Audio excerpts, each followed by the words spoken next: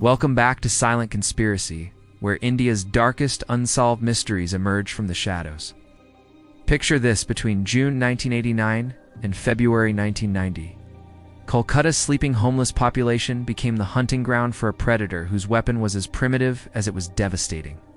Massive stones that crushed skulls in a single blow. No witnesses, no evidence, no motive. Dumped, just death delivered silently in the pre-dawn darkness by a killer who vanished without a trace.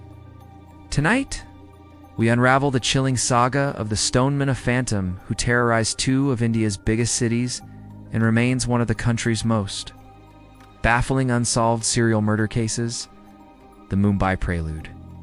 When death first took shape before Kolkata's nightmare began, the shadow of death had already fallen over Mumbai's streets. Starting in 1985, the Sion King Circle, area ironically home to the city, Well too, witnessed a series of brutal murders that would set the template for terror. Over 2 years, 12 homeless people were found with their skulls crushed by stones weighing up to 30 kilograms. The killer's method was devastatingly simple. Find a homeless person sleeping alone in a dimly lit area, then drop a massive concrete slab or stone on their head from close range. The victims were society's most vulnerable rag pickers, beggars, street dwellers, who had no relatives to identify them or associates to mourn their passing. Mumbai police rounded up suspects, and by 1988 the murders mysteriously stopped. But the killer wasn't finished. He was merely relocating. June 4th, 1989, the first strike in Calcutta. The nightmare began anew on a sweltering June morning in 1989. At Hare Street Police Station, officers received the kind of call that chills every policeman's blood. A body had been discovered at the southwest corner of BBD Bog, Kolkata's administrative and financial heart, mere meters from Lal Bazar, the city's police headquarters. The victim was Alaya Bibi, a 30-year-old homeless woman who was 3 months pregnant. She lay crumpled on the pavement, her only wound a catastrophic head injury on the right side of her skull that killed her instantly. Beside her body lay the murder weapon, a 9-kilogram stone, blood still fresh on its surface. The forensic examiner's verdict was brutally clear. Death was due to the effects of injuries, anti-mortem, and homicidal in nature. Murder, plain and simple, and next the pattern emerges. Death in the darkness initially, police treated Alaya, a BS death, as an isolated incident, just another unfortunate casualty, in a city where over 1,600 unclaimed bodies reached hospitals annually. But on July 19, 1989, the killer's true nature revealed itself when 2 more bodies surfaced on the same night. A man in his 40s near the Geological Survey of India building, almost at Park Street Metro Station's entrance. A teenager near Sealdah Railway Station subway, both killed with the same devastating method. The Stoneman's modus operandi crystallized with terrifying clarity. Victims were always homeless pavement dwellers, attacked while sleeping in central Kolkata between Marine Drive and areas adjoining the Howrah Bridge. The killer struck after midnight or just before dawn, using stones or concrete slabs weighing 10 to 30 kilograms to crush skulls with a single blow. No witnesses, no apparent motive beyond the sheer brutality of the act itself. By September 11, 1989, just over 3 months since Alaya Bibi's murder, the killer had claimed 7 victims, earning the moniker the Stoneman. From Kolkata's increasingly panicked newspapers, the city's 6 million residents, particularly its estimated 50,000 homeless population, lived in mounting terror next Kolkata. Police launched their most intensive investigation in decades, deploying hundreds of constables across the city in round-the-clock patrols. Deputy Commissioner Rech Pell, Singh S. Frank, admission to the press captured the department's frustration. We have unto clue. The killer left behind no fingerprints, no forensic evidence, and no way to trace his movements. Investigators initially theorized that the perpetrator was a large, well-built male capable of wielding 30-kilogram stones. Some speculated he traveled to Calcutta by train via the nearby Howrah Bridge to commit murders before disappearing. Others wondered if the Mumbai and Calcutta killings were connected the work of a single predator who had moved between cities. The breakthrough police desperately needed came after the 10th murder. On January 29, 1990, for the first time, The Stoneman left physical evidence: footprints at the crime scene, 3 from his left foot and 9 from his right. Expert analysis revealed crucial details. The killer was indeed male, of medium build rather than the giant police had imagined, and had an exceptionally long big toe on his right foot. Armed with this profile, investigators redoubled their efforts. The mysterious end in Mohammed Akram. But before police could capitalize on their breakthrough, 2 more murders occurred in quick succession, February 20th and February 26th, 1990. The 12th and final confirmed victim was a 15 to 16-year-old beggar found near the Sealda subway, the same location where victims 3 and 9 had been killed. Serial killers rarely return to the same hunting ground multiple times, but the Stoneman defied all conventional patterns. Then, as abruptly as the terror began, it stopped.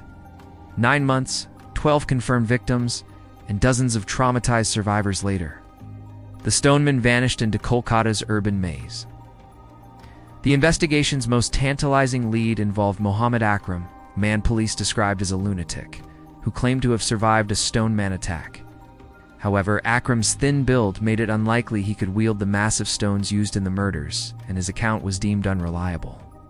He became a symbol of the case's frustrating contradictions, promising leads that dissolved under scrutiny. Theories and speculation, the hunt for motive. With no concrete evidence or confirmed suspect, theories proliferated about the Stoneman's identity and motivation. The occult theory suggested the murders were ritualistic human sacrifices, noting that killings often occurred on Tuesdays and Saturdays, days associated with Hindu deities Mangal Mars and Shani Saturn. In folklore related to black magic, the multiple killers theory proposed that, given the geographical spread and decades-long timeline, Stoneman wasn't one person, but several copycats inspired by the original murders.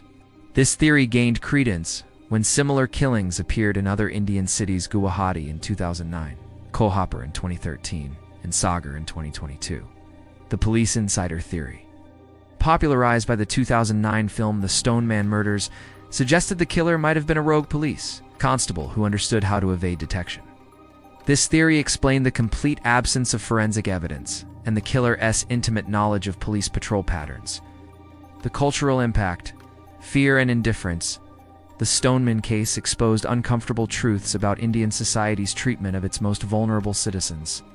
The murders initially garnered little attention because victims were homeless people, society barely acknowledged in life and mourned even less in death.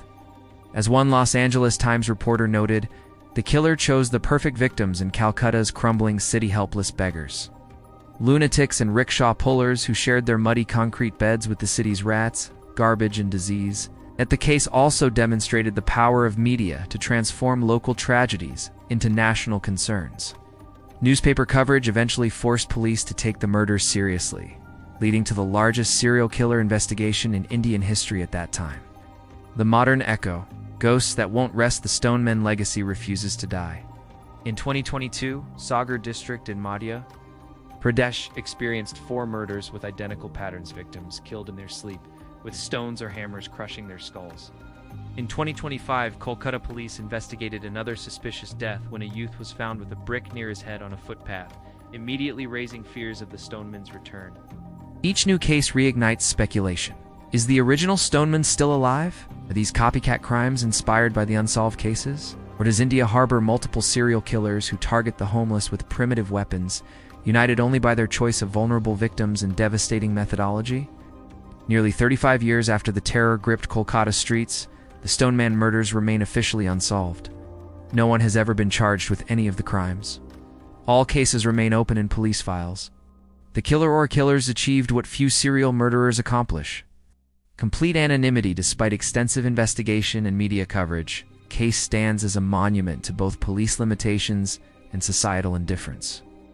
It revealed how easily the most vulnerable can become victims not just of violence, but of neglect, their deaths dismissed until the pattern becomes impossible to ignore.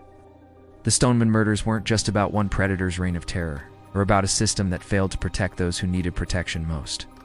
Today, homeless people still sleep on Kolkata's pavements near Park Street, Marine Drive, and the areas where the Stoneman once hunted. Police patrols continue their rounds, unaware they're rewalking the same routes officers walked decades ago, while searching for a killer who was always one step ahead. Streets remember, even if the world has moved on. In the end, the Stoneman's greatest victory wasn't the dozen lives he claimed, it was his ability to vanish completely, leaving behind only questions that multiply with each passing year. Was he a single predator or multiple killers? A ritualistic murderer or a mentally disturbed individual? A local resident or a traveling killer who moved between cities? The truth died with the victims, whose names we'll never know, whose families never came forward, whose deaths were measured in newspaper column inches rather than human tears. The Stoneman killed more than people, he killed certainty, leaving behind a mystery that continues to haunt India's urban nightmare. What do you think happened to the Stoneman? Did he die, get imprisoned for other crimes, or simply move on to new hunting grounds? Share your theories in the comments below. If this journey into one of India's most perplexing unsolved cases left you questioning the safety of our streets and the fate of society has forgotten, hit that like button, subscribe to Silent Conspiracy, and ring the bell. Next time, we'll explore another mystery where the line between civilization and savagery proves frighteningly thin. Until then, stay vigilant, and remember, in cities of millions, the most dangerous predators are often those who choose victims no one will miss.